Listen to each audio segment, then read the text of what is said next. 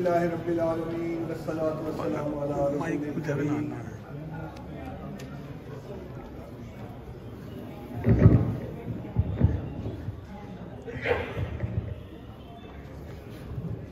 ربی اشرح لی صدری ویسر لی امری واحلل عقدۃ من لسانی یفقہوا قولی۔ قابل احترام سامعین، ہمارے آج کے اس پروگرام کا جو ماٹو یا theme Islamic circle of Japan نے متعین کیا ہے وہ سورہ بنی اسرائیل کی آیت نمبر 82 ہے، اور جس میں اللہ پاک نے قرآن مجید کو مومنوں کے لیے شفا اور رحمت قرار دیا ہے۔ آپ اور میں قرآن مجید کو اللہ کا کلام بھی سمجھتے ہیں اور اس سے رہنمائی کی جستجو میں آج اس حال میں جمع ہے۔ سرکل نے بھی یہ چاہا کہ اس ڈسپلن اور تنظیم سے وابستہ مرد و خواتین کو جمع کیا جائے اور ان کے دلوں اور ذہنوں میں یہ بات ڈالی جائے کہ رسول اکرم صلی اللہ علیہ وسلم کے ذریعے جو سب سے بڑا تحفہ ہمیں ملا ہے وہ قرآن مجید ہے۔ آپ نے سنا ہوگا کہ حضور علیہ السلام سفر کرتے تھے تو بعض کا دھوپ کی شدت میں بادل آپ پر چھایا کرتا تھا۔ آپ نے پڑھا یا سنا ہوگا کہ رسول اکرم صلی اللہ علیہ وسلم نے اللہ کا نام لے کر آسمان پر چمکنے والے چاند کی طرف انگلی سے اشارہ کیا تو وہ 2 ٹکڑے ہوئے۔ آپ نے سنا ہوگا کہ رسول اکرم صلی اللہ علیہ وسلم کی پاک، طیب اور مکمل زندگی میں کئی معجزات ہیں، حتیٰ کہ یہ بھی ہے کہ بھوک کی شدت میں مبتلا آپ کے ساتھی صحابہ اکرام رضوان اللہ علیہ اجمعین، جن کی تعداد 70 بتائی گئی ہے، اور کھانے کے لیے ان حالات میں کچھ نہیں تھا تو ایک فرد دودھ کا ایک پیالہ لے کر آیا اور اس دودھ کے ایک پیالے میں حضور صلی اللہ علیہ وسلم نے اپنا دانا ہاتھ بسم اللہ الرحمن الرحیم پڑھ کر ڈالا اور حضرت ابو ہریرہ رضی اللہ تعالیٰ عنہ کے حوالے کیا، اور ایک طرح سے حضرت ابو ہریرہ نے وہ پلانا شروع کیا تو 70 صحابہ نے پیا۔ اللہ پاک نے اس دودھ میں برکت عطا فرمائی۔ ان معجزات کی طرف قابل احترام دوستوں اور بچوں میں اشارہ اس لیے کر رہا ہوں کہ حضور علیہ السلام کی زندگی میں بہت سارے معجزات ہیں، ان کا مطالعہ کرنا چاہیے کہ اللہ نے اپنے حبیب اور اپنے رسول برحق کو کس طرح تائید پہنچائی۔ لیکن حضور صلی اللہ علیہ وسلم نے جس پر سب سے زیادہ فخر کیا ہے اور فرمایا کہ یہ میرا معجزہ ہے وہ قرآن مجید ہے۔ یہ سارے معجزے برحق ہیں، لیکن حضور خود کس چیز کو کہتے ہیں کہ یہ میرا معجزہ یہ قرآن مجید ہے؟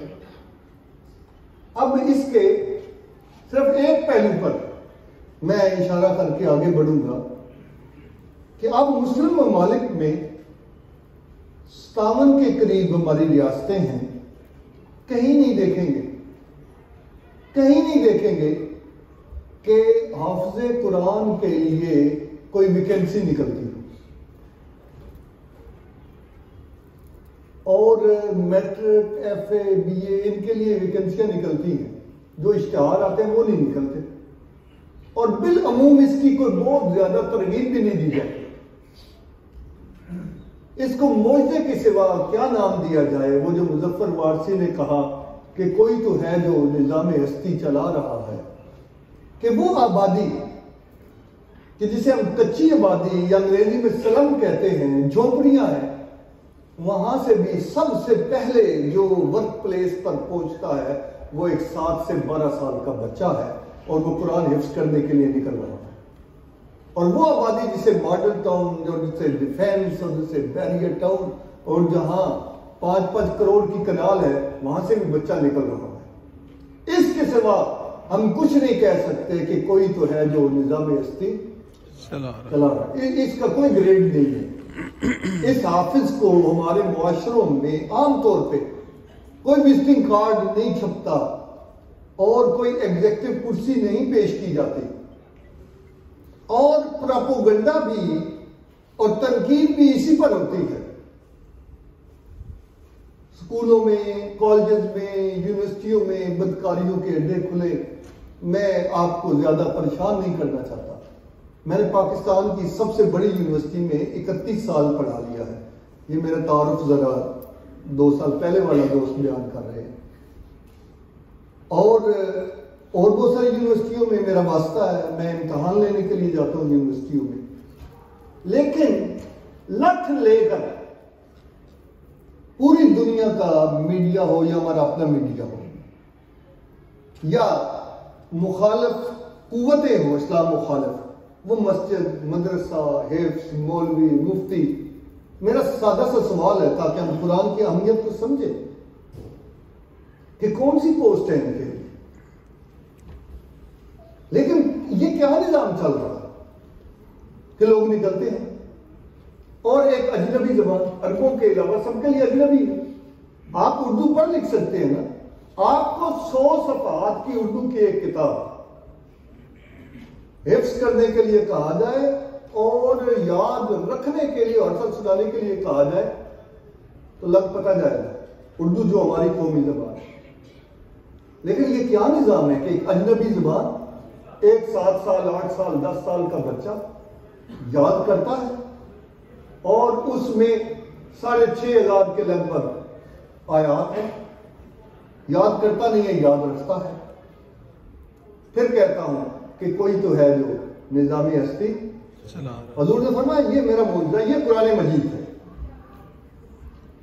اب اس کا ابتدائی درجہ اس کا ناظرہ پڑھنا ہے، اور بعض لوگ نظریے اور فکر کے زیر اثر اس پر بہت زور دیتے ہیں کہ اس قرآن کی انڈرسٹینڈنگ اور فہم ہونا چاہیے۔ یہ بات بالکل ٹھیک ہے، لیکن اس کا مطلب اگر یہ لے لیا جائے کہ قرآن مجید کے الفاظ یا ناظرہ پڑھنا اس کا کوئی فائدہ نہیں ہے تو نعوذ باللہ من ذالک۔ یہ نقطہ سمجھ لیجیے، قرآن مجید ایک ایسا معجزہ ہے، حضور صلی اللہ علیہ وسلم کو اللہ پاک نے بھیجا، ایک سے زیادہ مقام پر قرآن نے فرمایا کہ ان کے ذمے ہے آیات کی تلاوت کرنا، اور تلاوت میں فہم شامل نہیں ہوتا۔ اب میں آپ کو ایک سادہ مثال دیتا ہوں، انشاءاللہ آپ ایمان والے ہیں، آپ کے دل خوشی سے بھر جائیں گے۔ میں جو پاکستان سے حاضر ہوا، سفر کر کے آیا، اور یہاں کے دوست میرا استقبال نہیں کرتے اور یہ کہتے کہ بھئی پروگرام تو 4 کو آیا ہے، آپ ڈاکٹر صاحب 2 دن پہلے ہی آ گئے ہیں۔ یہ چند الفاظ ہی ہوتے تو میری تھکاوٹ اتر جاتی یا بڑھ جاتی؟ بڑھ جاتی۔ آپ کا کوئی آئے، آپ چند الفاظ ہی بولتے ہیں نا جی، چند الفاظ، اور آتے ہی مہمان کو آپ کہتے ہیں کہ بھئی آپ فون کر لیتے تو بہت بہتر تھا۔ بہرحال آپ آگے، آپ بیٹھے، میں تو بڑا بزی ہوں، پانی پینا ہے تو یہ فریج ہے۔ ان الفاظ سے مہمان کی تھکاوٹ کم ہوتی ہے یا بڑھتی ہے؟ بڑھتی ہے۔ یہ الفاظ کس کے ہوتے ہیں؟ انسانوں کے ہوتے ہیں۔ اس کے برعکس میرے یا آپ کے آنے پر میزبان جب یہ کہتا ہے، پنجابی میں کہتے ہیں اے چاند کتوں چڑھے ہے، یہ چاند کہاں سے طلوع ہوا؟ ماشاءاللہ آپ آئے ہیں، آپ بھائی جانا نہیں ہے، آپ نے کمال کر دیا، اہلاً وسہلاً مرحبا، خوش آمدید۔ تھکاوٹ کم ہوتی ہے کہ نہیں ہوتی؟ یہ انسانوں کے الفاظ ہے۔ گالی انسان کے منہ سے نکلنے والا ایک لفظ ہے، اور میڈیکل سائنس اور ڈاکٹر کہتے ہیں کہ نمک کھانے سے بلڈ پریشر بڑھتا ہے۔ ڈاکٹر کا آپ چاہیں تو اس کا بھی بڑھا سکتے، اسے 2 گالیاں دیں، نمک کھائے بغیر اس کو بلڈ پریشر بڑھے گا کہ نہیں بڑھے گا؟ کچہری بھری پڑی ہے، لہذا الفاظ کی ایک دنیا ہوتی ہے۔ الفاظ کی ایک تاثیر ہوتی ہے، اور یہ انسانوں کے الفاظ ہوتے ہیں، اور وہ الفاظ جو اللہ کے الفاظ ہوں اور محمد رسول اللہ علیہ وسلم کے پاک قلب پر اترے ہوں، ان سے بڑھ کر تاثیر کس کی ہوگی؟ پچھلے زمانوں کے ایک فرد کا ذکر کرتے ہیں کہ وہ اپنی پسماندہ اور غریب سی جھونپڑی میں بیٹھا رہتا، کہتے ہیں کہ اس کی عمر کوئی 60-70 سال کے لگ بھگ تھی، اور وہ اکیلا بیٹھ جاتا اور اس کی گود میں قرآن مجید کا نسخہ ہوتا، اور وہ وضو کر کے گود میں قرآن لے کے قرآن کی سطروں پر انگلی پھیرتا رہتا اور صرف ایک بات کہتا کہ یہ میرے رب کا کلام ہے، یہ بھی میرے رب کا کلام، پھر کہتا یہ میرے مالک کا کلام ہے، یہ بھی میرے رب کا کلام ہے، انگلی پھیرتا رہتا، یہی دہراتا رہتا کہ یہ بھی میرے رب کا کلام ہے، یہی میرے رب کا کلام ہے۔ تو لوگ حیران ہوتے، اور وہ تنہائی میں یہی کام کرتا رہتا۔ یہ حکایات، یہ خواب بہت سمجھانے کے لیے ہمارے ہاں لوگ مثال دیتے ہیں۔ وہ بوڑھا شخص فوت ہو گیا، کسی نے خواب میں دیکھا اور وہ حیران رہ گیا کہ بڑے بڑے قاری اور بڑے بڑے علماء کے درمیان جنت میں وہ کسی اونچی مسجد پر بیٹھا ہوا ہے۔ اس شخص نے خواب میں تعجب سے پوچھا کہ بھئی آپ تو صرف یہ کہتے تھے میرے رب کا کلام ہے، قرآن پڑھنا تو آپ کو آتا نہیں تھا، آپ کو یہ مقام کیسے ملا؟ تو یہ ہے خواب۔ اس نے اس شخص کو خواب میں کہا کہ اصل میں نے ساری زندگی قرآن نہیں پڑھا، پھر جب مجھے احساس ہوا کہ یہ میرے رب کا کلام ہے تو مجھے جھجک اور شرم آتی تھی کہ اب اس عمر میں قرآن کس سے پڑھوں۔ ساتھ یہ احساس بھی ہوتا تھا کہ میں اس سے محروم ہوں، تو میں وضو کر کے قرآن گود میں لے کے بیٹھ جاتا، بس اتنا کہتا رہتا یہ بھی میرے رب کا کلام ہے، یہ بھی میرے مولا کا کلام ہے، اور جب میں مرا تو اللہ نے مجھے قرآن والوں میں شامل کر دیا۔ اس لیے پہلا نقطہ، یہ جو اللہ نے کلام عطا کیا ہے یہ حضور علیہ السلام کا معجزہ ہے۔ بہت اچھا ہے کہ آپ اور میں صحیح تجوید کے ساتھ اس کی تلاوت سیکھ سکیں، ورنہ ہمارے رحمتوں والے رسول صلی اللہ علیہ وسلم نے یہاں تک ارشاد فرمایا اپنے صحابہ سے کہ مدینے والوں، یہاں سے دور ایک وادی ہے، وادی عتیق، اور یہاں سرخ اونٹوں کی منڈی لگتی ہے، اور اس زمانے میں سرخ اونٹ ایک اچھی گاڑی سے بھی زیادہ قیمتی دولت سمجھی جاتی تھی۔ وادی عتیق میں منڈی لگتی ہے، تم میں سے کون ہے جس کا دل چاہتا ہے کہ وہاں سے جا کے یہ 2 اونٹ لے کر آئے؟ صحابہ نے عرض کیا یا رسول اللہ صلی اللہ علیہ وسلم، ہم سب کا دل چاہتا ہے۔ تو قربان آپ کے انداز تدریس پر حضور نے فرمایا میرے صحابہ، قرآن کی 2 آیتیں سیکھ لینا 2 سرخ اونٹوں کے ملنے سے بھی بہتر ہے۔ اور حضور نے فرمایا جس دل میں قرآن کا کوئی حصہ محفوظ نہیں ہے وہ ویران گھر کے مانند ہے، اجڑے ہوئے گھر کی مانند ہے۔ اللہ آپ کے اور میرے دلوں کو قرآن کے نور سے آباد کرے۔ چنانچہ یہ قرآن حضور صلی اللہ علیہ وسلم کا معجزہ ہے۔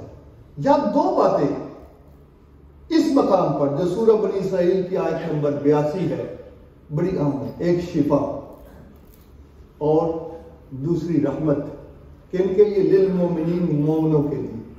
تو پہلے تھوڑی سی بات مومنوں کے بارے میں نہ کر لیں۔ اگر کسی خطابت، کسی درس اور کسی فتوے کی وجہ سے آپ سب لوگوں کو یہ ٹینشن ہے کہ مومن وہ ہوتا ہے جو غلطی نہ کرے، تو یہ تعریف صحیح نہیں ہے۔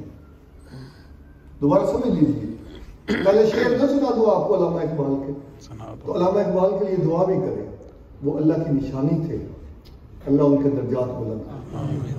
علامہ اقبال یہ کہتے ہیں کہ تو بچا بچا کے نہ رکھ اسے، تیرا آئینہ ہے وہ آئینہ، جو شکستہ ہو تو عزیز تر ہے نگاہ آئینہ ساز پہ۔ کہ یہ جو دل ہے یہ آئینے کی مانند ہے، اور جو آئینے جوڑنے والا ہے، آئینہ ساز ہے، اسے ثابت آئینے والا کام پسند آئیں گے۔ گھڑی ساز کی دکان تو تب ہی چلتی ہے کہ جب گھڑیاں خراب ہوں اور ٹوٹی ہوئی ہوں، وہ دو آدمی لڑ رہے تھے تو ایک دوسرے کو مار رہے تھے، تو ایک تیسرا آدمی آیا، اس نے انہیں صلح کروانے کی بجائے ایک کے کان میں کہا کہ اس کے جبڑے پہ مارو۔ وہ بڑا حیران ہوا کہ یہ کیا مشورہ ہے۔ اس نے بات نہیں مانی تو اس نے دوسرے کو کہا کہ جلدی سے اس کے دانتوں پہ مارو۔ تو وہ کہتا ہے کہ بھئی تیرا کیا کام ہے، بھلا وہ لڑائی مصروف ہے، پھر پہلے کو جبڑے پر، کبھی اس کو کہتا ہے کبھی اس کو کہتا ہے۔ بالآخر ایک نے کہا کہ لڑ لیں گے، پہلے اس سے پوچھو اسے کیا پرابلم ہے۔ اس کو جب انہوں نے پوچھا کہ تو دونوں کو کہتا ہے جبڑے پہ مار جبڑے پہ مار، تو وہ کہنے لگا بھائی میں ڈینٹل سرجن ہوں، دانت ٹوٹیں گے تو میری دکان چلے گی، اس لیے میرے قابل احترام سامعین میں پوری ذمہ داری سے کہہ رہا ہوں، یہ قرآن مجید حضور کا معجزہ ہے۔ اس میں اللہ نے محبت کا اعلان کیا ہے کہ ان کے لیے ان اللہ یحب التوابین، بے شک اللہ محبت کرتا ہے لوٹ آنے والوں کے لیے۔ اللہ میں لوٹنے کی توفیق عطا فرمائے۔ مومنین کی ایک تعریف قرآن مجید میں ہے التائبون، رجوع کر لینے والے۔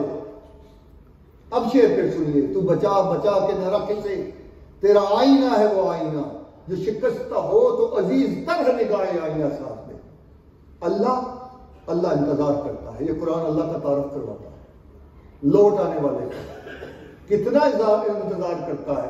حضور صلی اللہ علیہ وسلم نے فرمایا کہ آپ ایک شخص کے بارے میں سوچیں، ایک تمثیل ہے حدیث میں، اس کا مفہوم بیان کر رہا کہ ایک شخص صحرا میں سفر کر رہا اور جہاں دھوپ اور موسم کی شدت ہے اور اس کے پاس اپنا اونٹ ہے، اونٹ پر اس کا خیمہ ہے، اس کا سامان ہے، اس کا پانی کا مشکیزہ ہے، اس کی خوراک ہے، اچانک طوفان آتا ہے، تیز طوفان، ہوا نقشہ بدل کر رکھ دیتے ہیں، اور جب طوفان تھمتا ہے تو اس تنہا مسافر کو پتہ چلتا ہے کہ اس کا سامان اور خیمہ سب کچھ اس سے کھو گئے۔ اب وہ اکیلا ہے صحرا کے اندر، وہ ڈھونڈتا ہے اور اسے خیمہ نہیں ملتا، اونٹ نہیں ملتا، سامان نہیں ملتا۔ 3 دن 3 راتیں سفر کی تکان، بھوک، پیاس اور شدت، حتیٰ کہ وہ کمزور ہو کر گر پڑتا ہے، اور جب بالکل لگتا ہے کہ اس کی سانس اکھڑ رہی ہے تو اچانک دیکھتا ہے کہ اس کا اونٹ خیمے اور سامان سمیت اس کے سامنے کھڑا ہے، تو اس کی خوشی کا کیا حال ہوگا؟ اور وہ خوش ہو کر شدت جذبات میں الفاظ الٹ بول دیتا ہے کہ اے اللہ تو میرا بندہ ہے، تو میرا شکر ادا کر، نعوذ باللہ من ذالک۔ یہ تمثیل بیان کرنے کے بعد حضور فرماتے ہیں کہ خیمہ ملنے پر اور اونٹ گمشدہ مل جانے پر جتنا وہ بندہ خوش ہوتا ہے، گناہ گار کے لوٹ آنے پر اللہ اس سے بھی زیادہ خوش ہوتا ہے۔ یہ ہے تو بچا بچا کے نہ رکھ اسے، تیرا آئینہ ہے وہ آئینہ، جو شکستہ ہو تو عزیز تر ہے نگاہ آئینہ ساتھ۔ آپ کی خدمت میں ایک اور آج پیش کرتا ہوں تاکہ یہ قرآن مجید ٹوٹے دلوں کو جیسے جوڑتا ہے، دلوں کا زنگ اتارتا ہے۔ اللہ فرماتے ہیں قل یا عبادی الذین اسرفوا علی انفسہم لا تقنطوا من رحمت اللہ ان اللہ یغفر الذنوب جميعا انہ هو الغفور الرحیم۔ قل اے نبی صلی اللہ علیہ وسلم آپ اعلان کریں، آپ بتائیں لوگوں کو، یا عبادی ہے میرے بندو۔ اب آپ تصور کریں کہ اللہ حضور علیہ السلام سے یہ کہہ رہا ہے، ان کی ڈیوٹی لگا رہا ہے کہ نہیں بتاؤ میری طرف سے، کیا بتاؤ؟ یا عبادی اے میرے بندو، جن کو اللہ اپنے بندے کہہ رہا ہو۔ یہاں تو ایم این اے کہہ دے یہ میرا بندہ ہے، منسٹر کہہ دے یہ میرا بندہ ہے، چودھری کہہ دے یہ میرا بندہ ہے، تو کتنی قوت محسوس ہوتی ہے۔ صبح میں نے یہ شعر پڑھا کہ بتوں سے تجھ کو امیدیں، خدا سے نہ امیدی، مجھے بتا تو صحیح اور کافری کیا ہے۔ اللہ ہے ہی امید ہے، رحمت ہی رحمت۔ چنانچہ حضور کو ارشاد ہوا کہ آپ نے کہا یا عبادی ہے میرے بندو۔ جب اللہ کہا ہے میرے بندو تو آگے تو پھر صحابہ کا ذکر ہونا چاہیے نا، انبیاء کا ذکر ہو، صحابہ کا ہو، شہیدوں کا ہو، علماء کا ہو، اولیاء کا ہو، لیکن آپ کو مبارک ہو آج کی یہ مبارک شام، اور اسلامک سرکل آف جاپان کو مبارک ہو کہ اللہ نے آپ کو اور میرا ذکر کیا ہے۔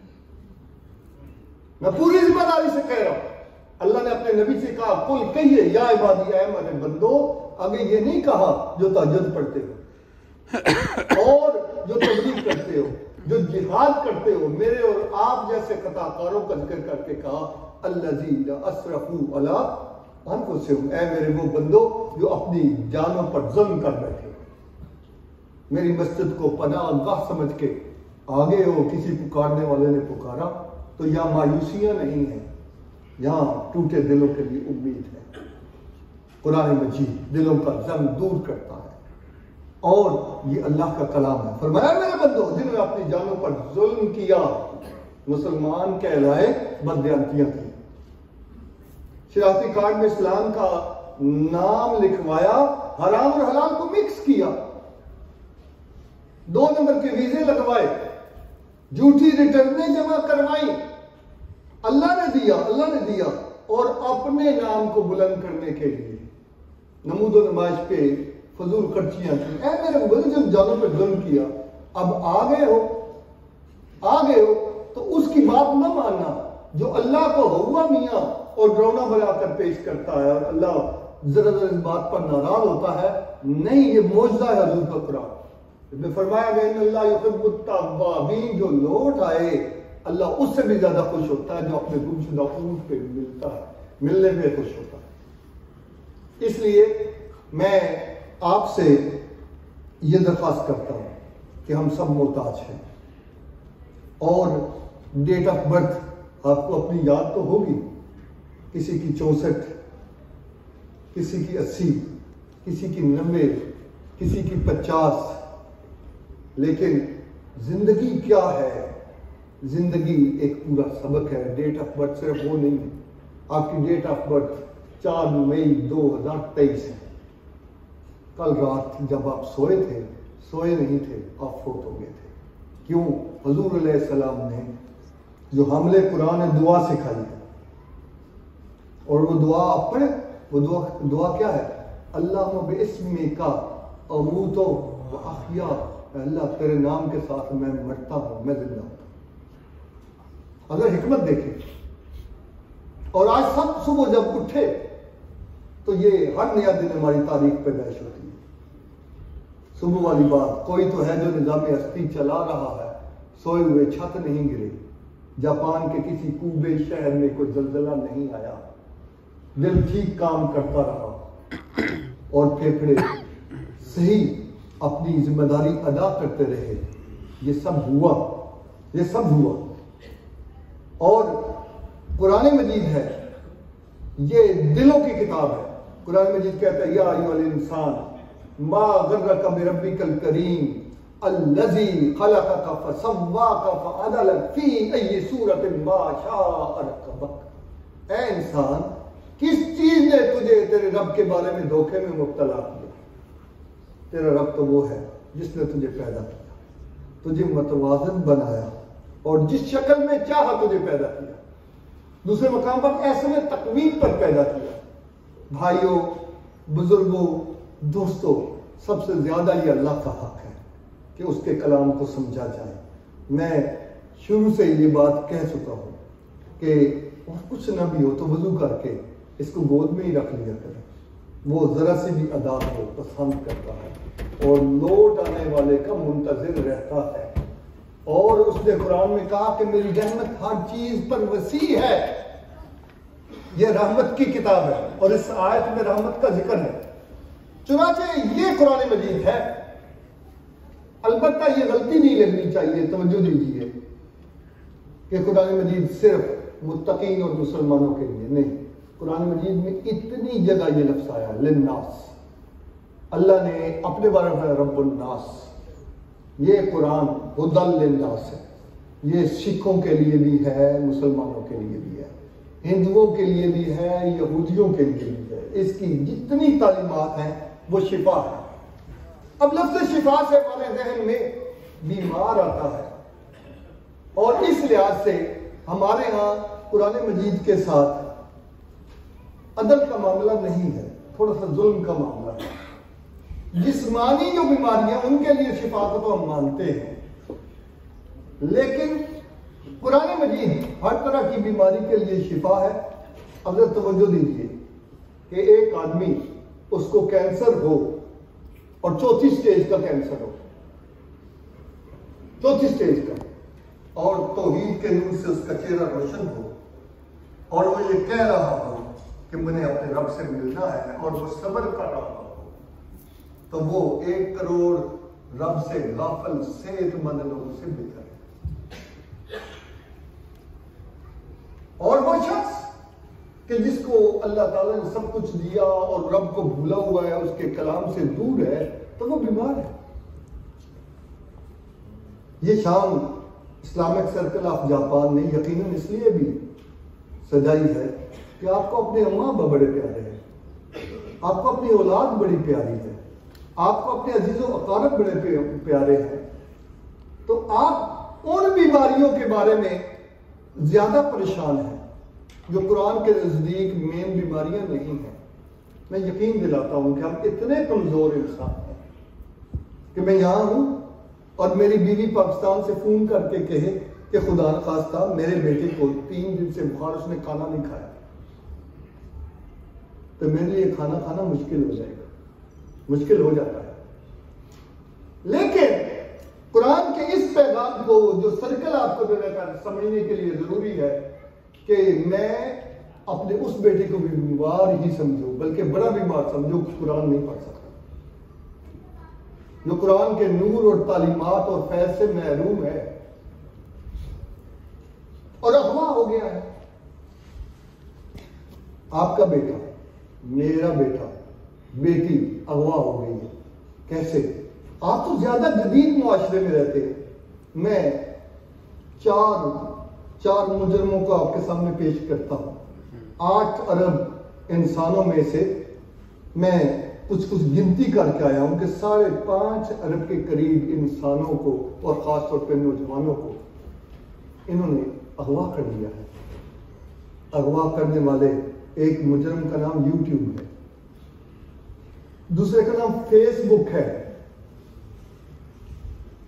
تیسرا واٹس ایپ ہے، چوتھا ٹویٹر ہے، اور آگے یہ لسٹ لمبی ہے۔ ہم اغوا ہو گئے ہیں۔ یا تو آپ سمجھدار لوگ علماء سے پوچھ کے مجھے بتائیں کہ اس قرآن مجید نے منع کیا تھا کہ سائنس اور ٹیکنالوجی اور ریسرچ کے اندر یہ سارے ٹیکنالوجی کے ٹولز مسلمان ایجاد نہ کرتے۔ یا تو قرآن نے منع کیا، یا صحابہ نے اپنے زمانے کی جدید ٹیکنالوجی اختیار نہ کی ہو۔ جن صحابہ کو میں جانتا ہوں ان کے پاس اگر 24 گھنٹے تھے تو آپ کی پچھلی دینی تربیت یہ آسانی سے برداشت نہیں کر پائے گی۔ ان کے 24 گھنٹوں میں سے مسلح پر اتنے نہیں گزرتے۔ یاد رکھیں، مسلح مومن کی معراج ہے، بار بار آنا چاہیے جب بلایا جائے اور شوق سے آنا چاہیے، لیکن جن کو حضور نے تیار کیا ان کی زندگی کہاں گزرتی تھی؟ شہر بسانے میں، صاف ستھری بستیاں قائم کرنے میں، اسلحے کی فیکٹریاں لگانے میں، تجارت کی مارکیٹوں میں، کاروباری لین دین کے اندر بیرون ممالک سفر کرنے میں، اور دنیا بھر کے انسانوں کو، مسلمانوں کو نہیں، تحفظ دینے میں، اقلیتوں کو حقوق دینے میں، اور نئے نئے علاقوں میں اسلام کا پیغام پہنچانے میں۔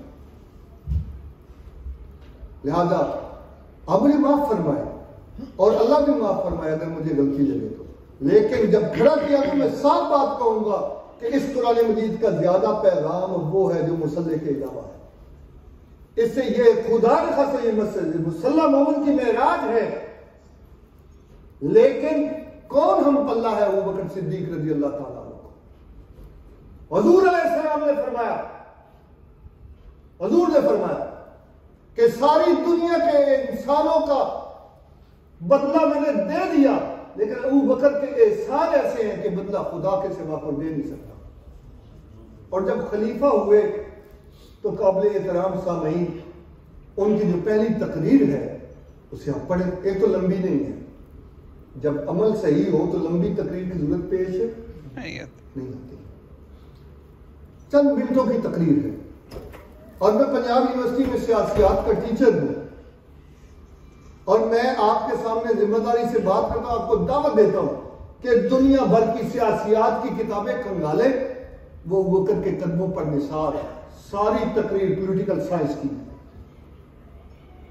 جس سے آپ کوچہ و بازار میں لوگوں کو منع کر کے لٹیروں کو اور چوروں کو اس امت کی گردن پر سوار کیے ہوئے معاشرے سے تعلق رکھتے ہیں۔ اس لیے بھائیوں اور دوستوں، یہ قرآن مجید ہے کہ جس نے شفا دیا، تو پہلے سمجھے بیماری کہاں ہے۔ یہ کوئی ڈاکٹر نہیں، کوئی طبیب نہیں، کوئی حکیم نہیں، کوئی معالج نہیں کہ مریض آیا ہے، اس کو پھنسیاں ہے، اس کو زکام ہے، اور اس کا دل کا مسئلہ ہے یا اس کا کینسر کا مسئلہ ہے، اور حکیم صاحب یہ کہتے ہیں کہ کینسر تو ہوتے ہی رہتا ہے۔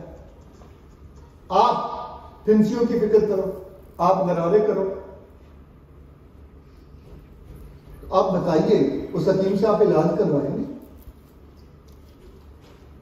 اس قرآن کی ماننے والی امت کا کرائسس سارا لیڈرشپ کے اندر ہے، جس پر نہ آپ بات کرنا چاہتے ہیں نہ سننا چاہتے ہیں۔ صحیح بات۔ اور یہ مسئلہ ہے لیڈرشپ کا۔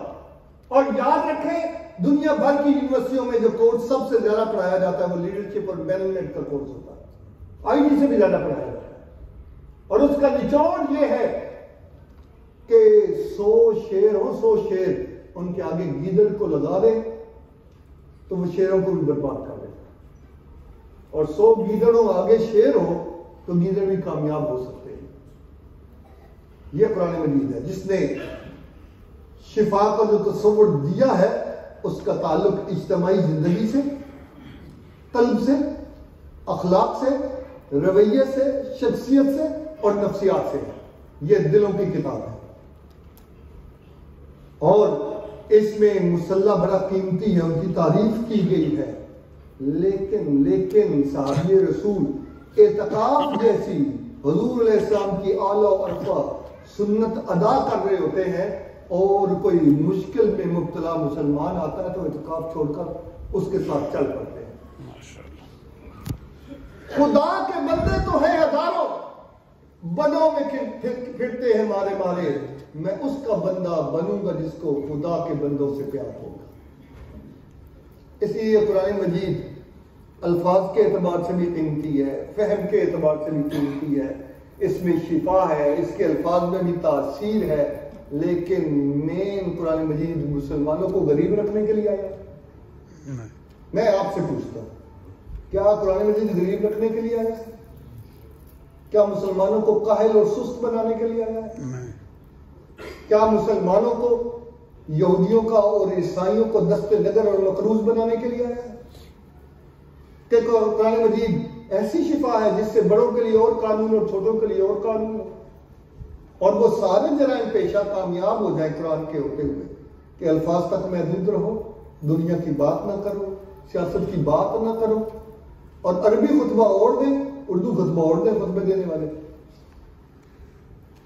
میں نے پنجاب یونیورسٹی میں پی ایچ ڈی لیول پر درجنوں نہیں 20 خطباء کو پڑھایا ہے، ہمارے پاس تشریف لاتے ہیں، اور آپ پاکستان سے مانوس ہیں، پاکستان میں نہیں پوری مسلم ورلڈ میں عربی میں جو خطبہ پڑھا جاتا ہے بیشتر اردو تقاریر اس کے برعکس ہوتی ہے۔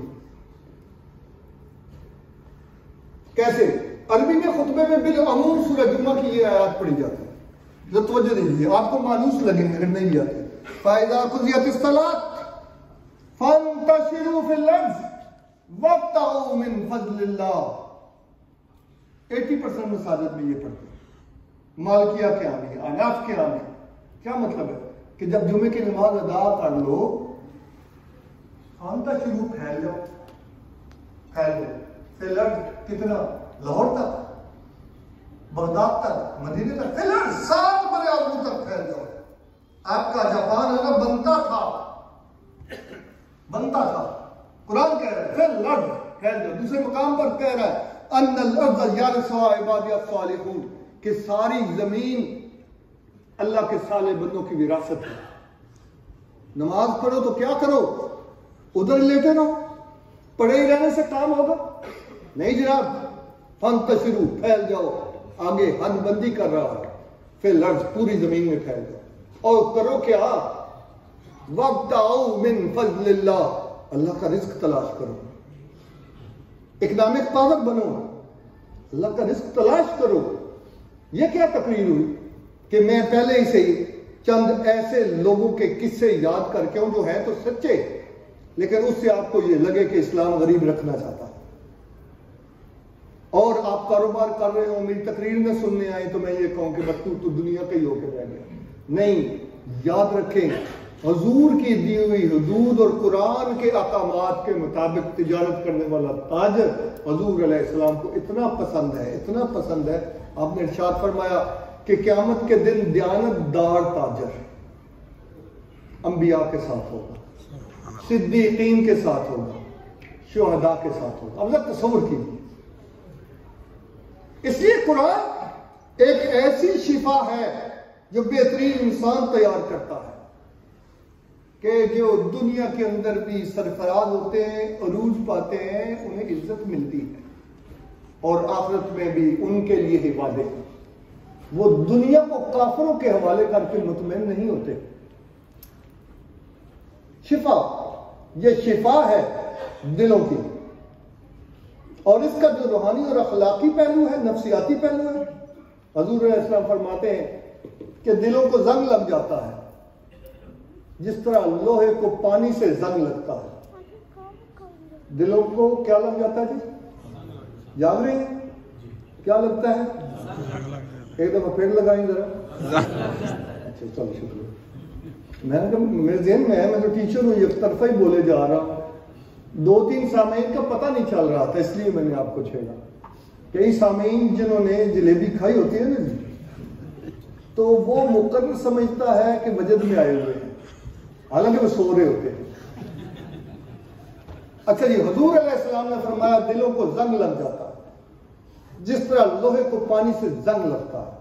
حضور فرماتے ہیں دلوں کا زنگ دور کرنے کا طریقہ یہ ہے کہ کثرت سے موت کو یاد کرو، کثرت سے قرآن مجید کی تلاوت کرو۔ اس اعتبار سے قرآن مجید ہماری پناہ گاہ ہے، لیکن میں کیا کروں، اس میں زیادہ، بہت زیادہ اکثر آیات دنیا کو سنوارنے کے لیے، اس کی تدبیر کے لیے کہ قیادت کیسی ہونی چاہیے، خارجہ تعلقات کیسے ہونے چاہیے، معاشرہ کیسا ہونا چاہیے، عدلیہ کیسی ہونی چاہیے، انتظامیہ کیسی ہونی چاہیے، اکانومی کیسے ہونی چاہیے، خوشحالی کیسے آنی چاہیے، انسانوں کے حقوق کیسے ہونے چاہیے، اس سے بھرا پڑا کرو۔ عربی میں ہم یہ خطبہ دیتے ہیں کہ زمین میں پھیل جاؤ، رزق تلاش کرو، اور اردو میں ہم یہ کہہ رہے ہوتے ہیں کہ بھائی آپ دنیا ہی کے ہو کر رہ گئے ہو، اللہ میں بچائے اس فتنے سے۔ دنیا بہت بڑا فتنہ ہے، لیکن مجھے بتائیے، آپ تو سمندروں کی حدود میں رہتے ہیں، یہ جو کشتی ہوتی ہے یہ سڑک پر چلتی ہے یا پانی میں چلتی ہے؟ پانی میں چلتی ہے۔ کشتی نے پانی میں ہی چلنا ہے، لیکن پانی اگر اندر داخل ہو جائے تو ڈوب جاتی ہے۔ بات اتنی ہے، صرف یہی امتحان ہے، رہنا دنیا کے اندر ہے، کمانا ہے۔ حضور صلی اللہ علیہ وسلم نے اپنے 10 صحابہ کو جنت کی خوشخبری دی ہے، اور ان کے احوال پڑھے۔ سیدنا علی رضی اللہ تعالیٰ عنہ کے علاوہ اکثر خوشحال ہیں، 6 تو ٹھیک ٹھاک امیر ہیں، لیکن کس لیے امیر ہیں؟ کس لیے امیر ہیں؟ اپنی خود نمائی، اسراف کے لیے نہیں، اسلام کی سربلندی کے لیے۔ یاد رکھیں، آپ جانتے ہیں کہ مسلمانوں نے کس شہر سے حضور کے ساتھ کس شہر میں ہجرت کی؟ مکہ سے کس شہر میں گئے جی؟ اللہ آپ سب کو مدینہ لے جائے۔ ماشاءاللہ، اتنی پھسی آمین کے ساتھ تو آپ پہنچ ہی جائیں۔ ہاں، اللہ لے جائے گا انشاءاللہ۔ اب یہ مسلمان حضرت عثمان رضی اللہ تعالیٰ عنہ سے بھی پہلے مدینے میں پہنچے، اور وہاں میٹھے پانی کا ایک کنواں تھا، آپ نے سنا ہوا، اور وہ کنواں کس کے پاس تھا؟ IMF کے پاس، ورلڈ بینک کے پاس، یہودیوں کے پاس تھا میٹھے پانی کا کنواں، اور وہ بڑے مہنگے داموں پانی دیتا تھا، مسلمانوں میں سکت نہیں تھی۔ کوئی اسے خرید نہیں سکا. ذوالنورین داماد رسول خلیفہ سوم سیدنا عثمان غنی پہنچے تو انہوں نے اپنی معاشی حیثیت سے کنویں کو خریدا اور خریدنے کے بعد بتایا کہ مسلمانوں کی معاشی قوت کیسے ہوتی ہے قرآن کی روشنی. وہ سوچتا ہوگا کہ یہ تو مجھ سے ہی مہنگا بیچے گا. نہیں، یہ ہے دلوں کی تبدیلی، یہ ہے قرآن مجید کا زندہ معجزہ. حضرت عثمان نے اس کو مدینے والوں کے لیے مفت وقف کر دیا. آج بھی پوری دنیا کے اندر میٹھے پانی کا کنواں یہودیوں کے قبضے میں ہے اور ہم غربت کو اسلام کے ساتھ جوڑ رہے ہو. نہیں، یاد رکھیں اس وقت کوئی 160 کروڑ مسلمانوں میں سے زیادہ امام اعظم امام ابو حنیفہ رحمۃ اللہ علیہ کی فقہ پر چلتے حنفی کہلاتے ہیں. وہ بغداد میں اپنے زمانے کے امیر ترین آدمی تھے، لیکن یتیم بچوں کی دستگیری کرنے والے، کفالت کرنے والے، اللہ کی راہ میں خرچ کرنے والے، خود نمائی نہ کرنے والے. میں یہ نہیں کہہ رہا کہ دولت کمائیں، میں یہ کہہ رہا ہوں کہ اس قرآن مجید نے مسلمانوں کو ہر شعبے کے اندر عزت، سرفرازی اور عروج کا راستہ دکھایا ہے. اس میں جہاں جہاں کمی ہے سب پر توجہ دینی چاہیے. ہماری ایک اور فقہ امام مالک رحمت اللہ علیہ، تو پتہ ہے سال میں کتنے سوٹ پہنتے تھے؟ اب پتہ اس پروگرام میں خواتین تو نہیں ہیں؟ اچھا خیر ہے، ویسے ان کے لیے زیادہ بڑا پیکیج ہے.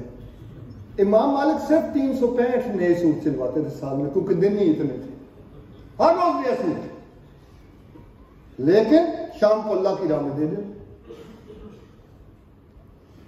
سید عبد القادر جیلانی رحمت اللہ علیہ، اگر ان کے بارے میں صحیح پڑھا دیا جائے تو پاکستان کے اندر اہل حدیثوں اور بریلویوں کے درمیان دوری ختم ہو جائے. کیسے؟ جو رفع یدین کرتا ہو وہ بریلوی ہوتا ہے یا اہل حدیث ہوتا ہے؟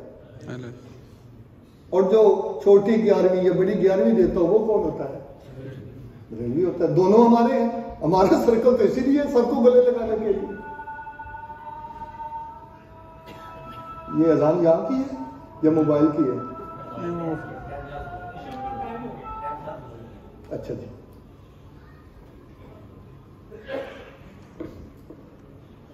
میں بات جاری رکھ سکتا ہوں؟ وہ ختم ہو گئی. دیکھیے یہ جو سید عبد القادر جیلانی رحمۃ اللہ علیہ ہیں، یہ رفع یدین کرتے تھے اور ان کے نسبت کا اظہار زیادہ ہمارے بریلوی بھائی کرتے ہیں.